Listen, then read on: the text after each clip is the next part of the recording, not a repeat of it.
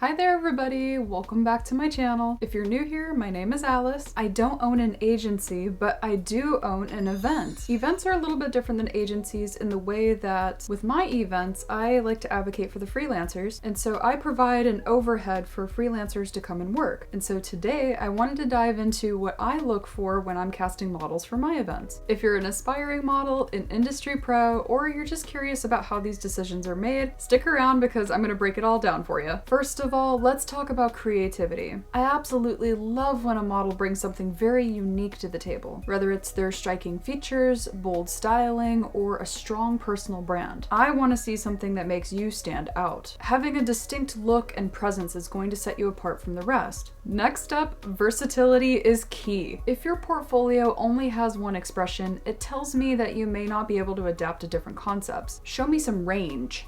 Show me some confidence, some mystery, some joy, some intensity. Really great models know how to shift their energy in order to match the projects that they're hired for. Which brings me to the it factor. It's hard to define, but it's something that you know when you see it. It's that undeniable presence that makes people just stop and take notice. Some people naturally have it, and some develop it over time with experience. For those models that build it over time, I believe that their confidence, charisma, and energy all play into their development of that, which brings me to marketability and portfolio. A model's portfolio is going to tell me everything I need to know about their professionalism and their experience. And I'm not just looking for pretty pictures. I'm looking for consistency, high quality work, and diversity in your portfolio. Your portfolio should reflect your best work and showcase your abilities, whether that's in the genres that you specialize in or that it showcases that you can adapt to different styles. And so speaking of portfolio and presentation, let's talk about social media. I personally don't care as much about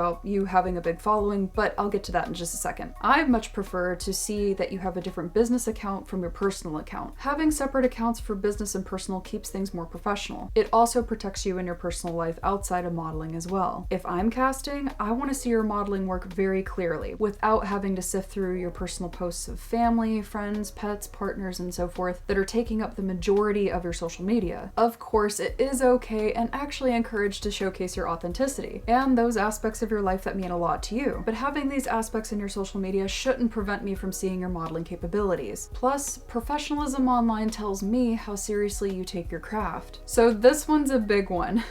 Easy accessibility in order to get in touch with you. I'll be honest with you, if I'm having to jump through hoops just to get in contact with you, I'm moving on. Your contact information should be clear and easy to find. Whether it's a portal through your website, a business email, or a social media DM, make sure that I can reach you directly. So I'm just throwing a tip out there because social media can be confusing and a little bit weird in the settings. Make sure if you want to receive invites from potential clients that your settings on each social media platform are switched to the correct points. Instagram, for example, only allows me currently to send one message at a time for some accounts. So with that, I'm unable to put the entire job description in a message explaining what I'm casting for, because many social media accounts have character limits in their DMs. Social media platforms have also been known to hide requests even when you have all the right buttons switched on. On my own modeling portfolio, I can't tell you how many hundreds of messages are just hidden for no reason. I can't, no matter how many switches I try to get these messages to pop up, I can't access these messages that are just automatically blocked for whatever reason. So I highly recommend that you open a contact portal on your website if you haven't already done so. Accountability and grace under pressure.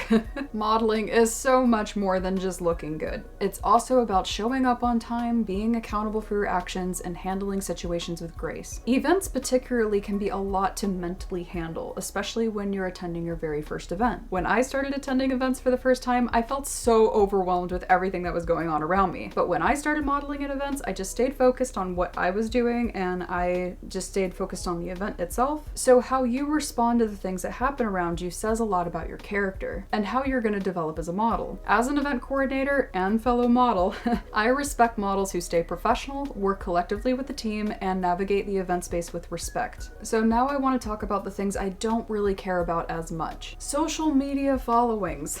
Social media followings can be great, but it's not everything. I personally care much more about your work ethic than your follower count. In fact, a smaller, well-curated portfolio holds way more weight to me than a huge following with no depth. What difference does it make to me if you have 5 million followers, but none of those followers want to interact with our events? And I honestly feel like so many social media followings are faked, but that's a topic for another video. I prefer to see that you have a following that really cares about what you're doing, and a following that really loves seeing your modeling journey. Now, I'm not speaking on behalf of all event coordinators because other event coordinators may feel differently than I do, as many casting directors I know also want the models who they invite to also bring clients to the table for them, in a sense. So during your downtime, work towards growing your social media anyway. It can't hurt to have a larger following, but just remember, be patient as you grow your following. And don't get discouraged. Remember, the more that you work in the field of modeling, the more photos that you're gonna have taken of you that are gonna be shared, and thus, more eyes are gonna see you and start following you if they also like your work. And finally, enthusiasm matters way more than numbers ever will. I'd much rather work with somebody who's excited about the project than somebody who has a big name but no real passion for the event. A positive attitude goes a long way. So there you have it. That's my personal approach to casting models. If you're newer to modeling and you don't quite know where to start, such as building your portfolio, feel free to check out my modeling how-to courses. I'll have those linked in the description for you down below. And if you're curious about my events, I'll have those linked in the description for you to check out as well. Don't forget to like and subscribe if you'd like to see more about the model photography industry. And if you're a photographer, casting director, or another event coordinator in the industry who was curious and watching this video, let me know what you think. Let me know what you look for in models in the comments. I hope that this video gives the models who are watching some more insight on how to stand out, because these tips outlined in this video are a great tool for models at any stage of their careers in order to grow and elevate further. Thanks again for tuning into today's video,